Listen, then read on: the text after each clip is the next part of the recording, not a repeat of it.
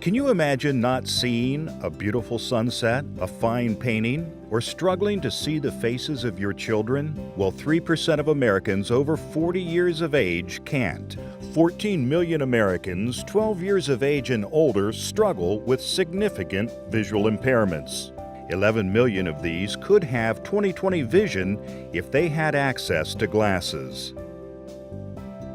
By 2020, eye disease-related costs in Ohio will exceed $15 billion annually.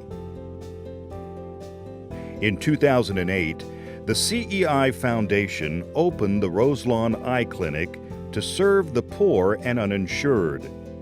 It continues to be the only adult free eye clinic in the tri-state. Why was it founded? People in the community who needed eye examinations who weren't getting them. And sure enough, we have found that there are great numbers who are underserved. We have found a number of patients who have eye disease who was undiagnosed, either problems with the cornea, cataract, glaucoma, or troubles in the retina. The clinic offers comprehensive eye examinations by volunteer ophthalmologists and optometrists. It saw its 4,000th patient in May of 2014. We found out that we cannot do this by ourselves. On the community I serve, the CEI Foundation, if they weren't there for that community would not grow. It would not develop to where it is now.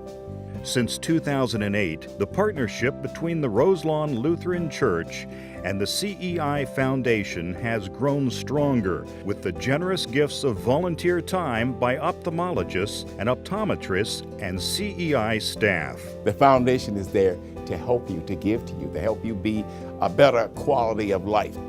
As the reputation of the Roselawn Eye Clinic has expanded, the demand for service has increased. Although screenings are held throughout the region, the CEI Foundation is bringing its screening programs closer to those in need through regularly scheduled monthly screenings held downtown at Christ Church Cathedral and in the West End at the St. Vincent de Paul Center. That was truly like a miracle to us. One of the biggest hurdles that people have to getting care, it certainly is the cost, but it's also the access. It's being able to get to an appointment somewhere in some other neighborhood, some other part of town. Sometimes that's enough to put it out of reach for people.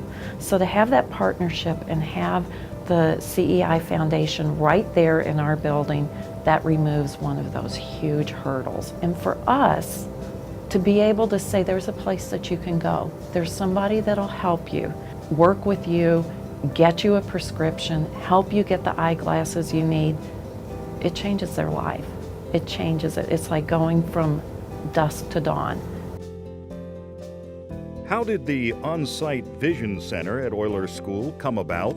75% of the kids in Cincinnati public schools are in poverty. They just lack access to providers. The CEI Foundation have given us the ability to get grants, to get transportation.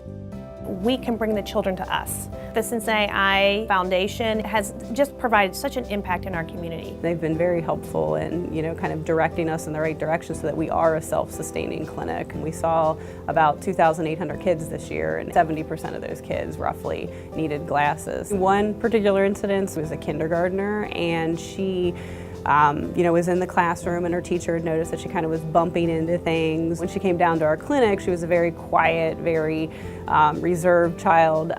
We did the exam on her. We were able to find out that she had congenital cataracts. So we referred her up to Children's Hospital, had some glasses made for her. Once the child had the glasses on, Children's Hospital felt that they were just going to monitor the cataracts at that point in time. But I did have her back for a follow-up, and it was just amazing to me. She was a totally different child, talking to me, just smiling, and I just couldn't believe it was the same kid.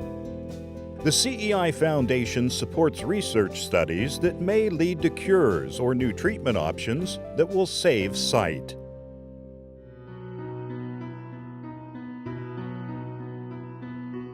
When I was 9 years old, I was diagnosed with Stevens-Johnson syndrome.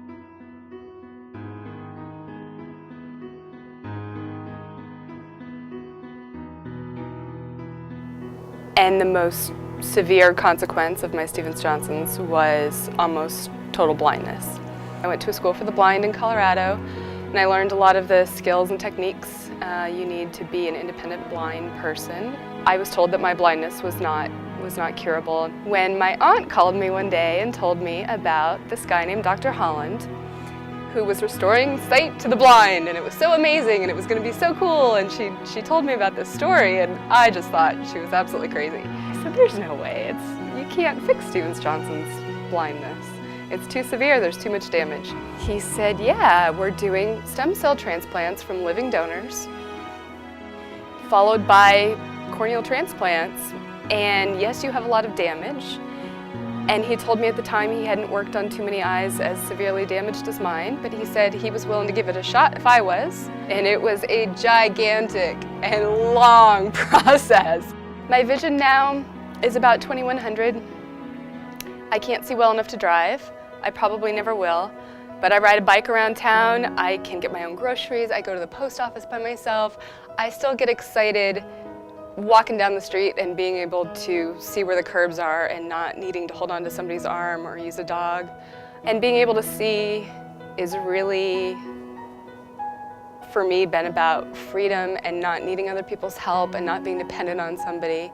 It's been an amazing few years. I think that stem cell research is absolutely amazing. It's changed my life. I was never expecting to be able to see again, and it's changed my life completely.